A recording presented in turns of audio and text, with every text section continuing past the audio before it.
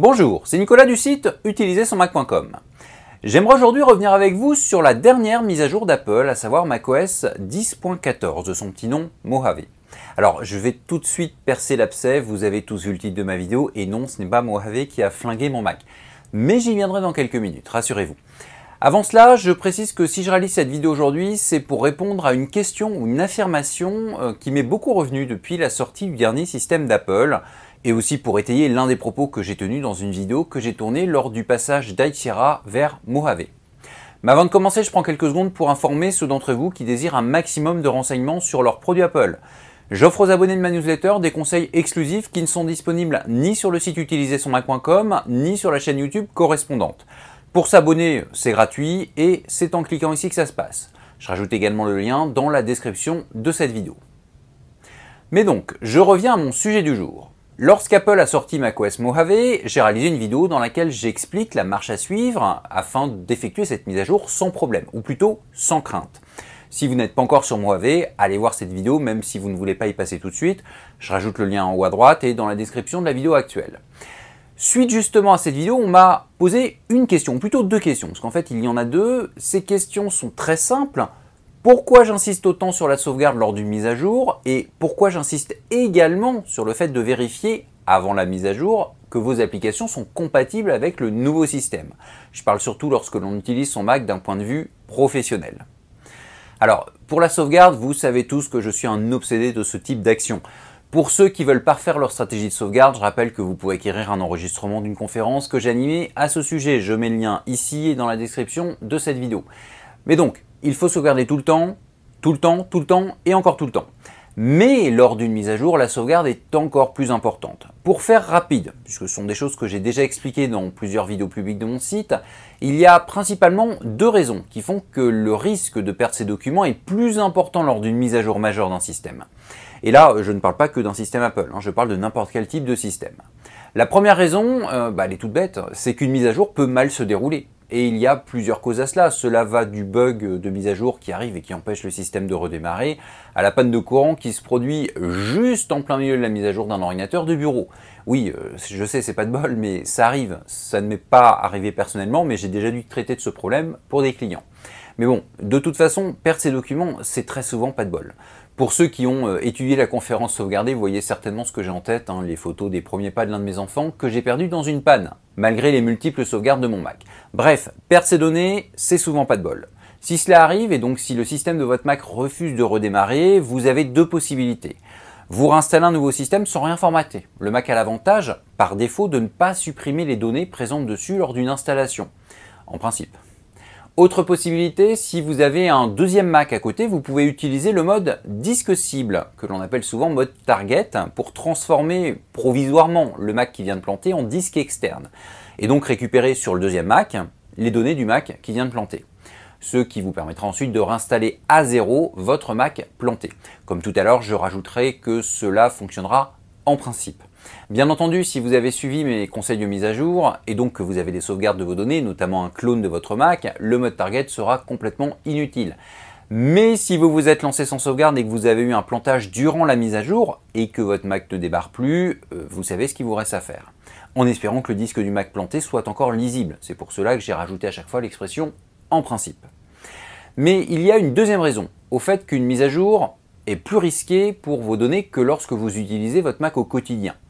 C'est que votre disque, SSD mais surtout disque dur, est soumis à un gros stress. Ce que je veux dire, c'est que la mise à jour va copier une multitude de petits fichiers dessus et souvent pendant plusieurs dizaines de minutes. Donc si votre disque commençait déjà à battre de l'aile, sans forcément que cela se voie, la mise à jour va clairement l'achever. Attention, ce n'est pas pour cela qu'il ne faut pas faire de mise à jour. Si le disque commence à avoir des problèmes, sans mise à jour, il tiendra juste quelques mois de plus. Mais le fait est qu'il y a plus de chances de tomber en panne d'un coup pendant la mise à jour. Les deux raisons que je viens d'aborder sont les principales raisons qui me poussent à être encore plus intransigeant à propos de la sauvegarde avant une mise à jour. Donc je sais que vous êtes beaucoup à m'avoir dit que vous aviez mis à jour votre Mac vers Mojave sans avoir réalisé de sauvegarde et que cela s'est bien passé. Tant mieux pour vous, mais il n'empêche qu'un jour ou l'autre, vous vous en mordrez les doigts. Donc prenez le temps de sauvegarder votre Mac régulièrement, vous avez Time Machine pour cela, mais soyez encore plus exigeant au niveau de la sauvegarde lors d'une mise à jour majeure. Maintenant que j'ai parlé de l'importance accrue de sauvegarder son Mac avant une mise à jour, abordons le deuxième conseil. Je parle effectivement toujours de vérifier avant la mise à jour que les applications que vous utilisez sont compatibles avec le nouveau système. Comme pour mon premier conseil, vous avez été nombreux à me dire que vous n'aviez pas vérifié avant, mais que pour la plupart d'entre vous, cela s'était bien passé. Encore une fois, tant mieux pour vous. Mais vous noterez que j'ai dit la plupart d'entre vous. Vous l'aurez compris, quelques-uns ont eu de gros problèmes. Mais j'aimerais maintenant vous démontrer que ceux pour qui ça s'est bien passé, eh bien, vous avez eu tort de ne pas le vérifier. Et je vais le faire en vous parlant de moi. Oui, on reboucle vers le titre de ma vidéo, comment une mise à jour de macOS a flingué mon Mac. Alors, il y a une petite erreur dans le titre car je vais revenir plusieurs années en arrière. À l'époque, le système Mac ne s'appelait pas macOS, mais macOS. Mais bon, clairement, on va pas chipoter, c'est la même chose. Bref, entre 2007 et 2013, j'ai travaillé pour Apple, je m'occupais d'un Apple Shop. À l'époque, eh bien, j'avais un Mac pour réaliser mes démonstrations et il y avait plusieurs Macs sur une table en libre accès afin que n'importe qui puisse tester le matériel ou même seulement consulter ses emails.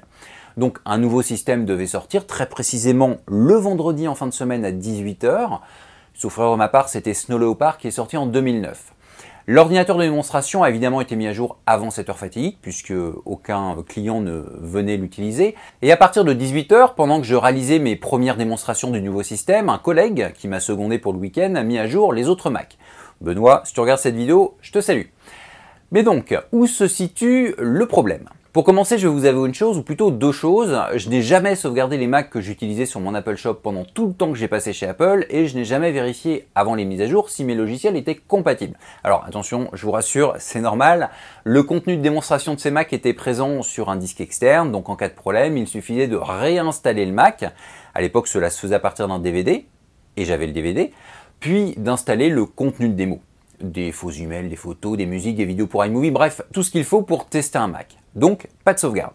Et niveau logiciel compatible, en fait, aucun logiciel n'est installé puisque ces ordinateurs ne servaient qu'aux démonstrations.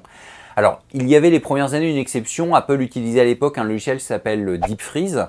Son but est très simple. Je parle au présent parce qu'il existe toujours, hein, même si Apple est passé il y a longtemps à autre chose. Mais Deep Freeze, en fait, gèle la configuration de votre Mac, d'où son nom.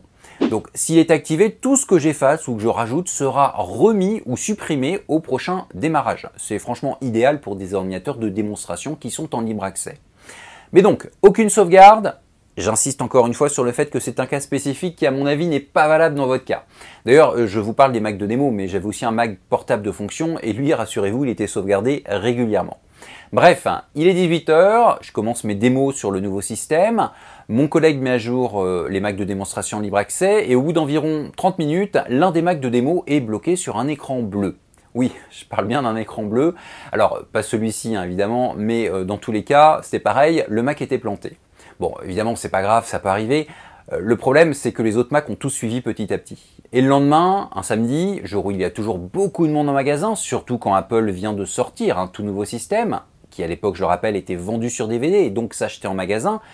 Le samedi, donc, j'ai passé la pire journée de ma vie professionnelle à installer des Macs en continu, puisqu'ils plantaient moins d'1 heure plus tard, entre deux démonstrations. En fait, seul mon Mac de démo n'a pas planté.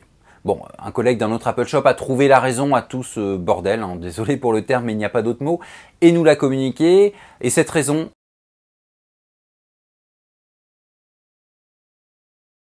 mais ça, vous êtes censé l'avoir deviné avec tout ce que je vous ai dit précédemment. Quoi, vous n'avez pas entendu le nom du coupable? Ah zut, mon micro est tombé en panne au même moment. Bon, c'est pas grave, comme je vous l'ai dit, vous êtes censé l'avoir deviné. Ouais, on va faire une vidéo interactive. J'ai donné précédemment toutes les infos pour que vous soyez capable de me dire ce qui a cloché.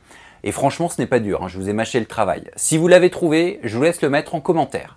Attention, ne mettez pas la raison du problème en commentaire, hein, mettez juste que vous avez deviné ce qui a causé ce problème.